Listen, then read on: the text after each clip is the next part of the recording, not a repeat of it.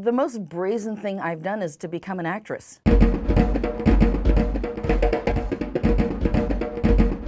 I went to Ryerson in the late 70s, and I was the only black student. The odds of me coming out of Ryerson and booking any work, whatever, because on TV in Canada, there were no faces. Everyone was noticing this is something that had to change, and I was just positioned right at that exact moment. I was 16 and I got a commercial, a Wear a Mustache milk commercial. And it's shocking to me now in a really positive way that I can turn on the TV and see all these faces of color, which now people take for granted, when there was none. I would say the role I'm the most proud of to date is the role that I did for almost 20 years on Young and the Restless. When I started it, it was all the things I wanted to play as a black actress. And I saw Diane Carroll in a TV series called Julia. That was the first show where I saw someone that looked like my relatives. She spoke eloquently. It just made me as a young person want to hold my head higher. There are more people of color, but they've never been more stereotyped. They're gangsters, or they're shooting people, or they're maids, or they're slaves trying to, these are all the movies that win the Oscars. Especially if I'm traveling internationally, they are assuming everyone black who comes from North America, comes out of the ghetto.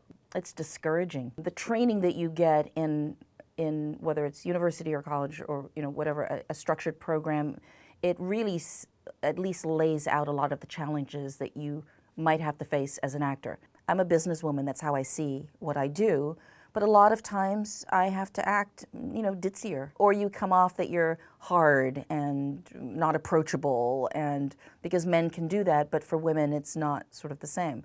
Everything people are saying to us is sexist, so it doesn't always bring the higher browed men might ask for, even on set, or what their wants and needs are in a role. I think if women do that, then they're considered that they're difficult actresses. So, yeah. And in the little bit of work that I do now, I'm constantly the person saying, I'm not wearing that and I don't want to do this and whatever. So yeah, I'll get that reputation and whatever, but I'm cool with that because I don't want to do it that badly. You need to really know why you want to be in this industry, why you want to be an actor or an actress, and be really honest with yourself, even if you don't share that with other people. You should know before you even start your career, what are your lines and your boundaries that you're never going to cross, no matter what is offered.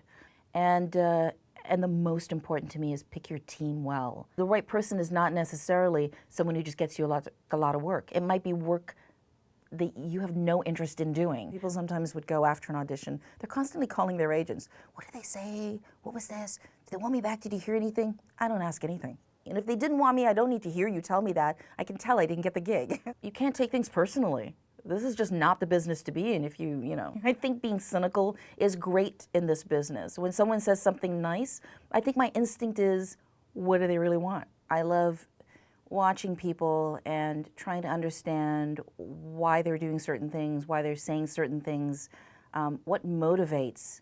Every time I watch something, whatever the character was doing, if they were a doctor, if they were an ice skater, if it was done well, then I wanted to do that and be that. I'm more fascinated by actors who have longevity, actors who've been able to stay relevant for 50 and 60 and 70 years. When someone offers me an opportunity to work in something, it's always going to be a character that I hope that if some little girl watches that, it gives her that same feeling of just pride.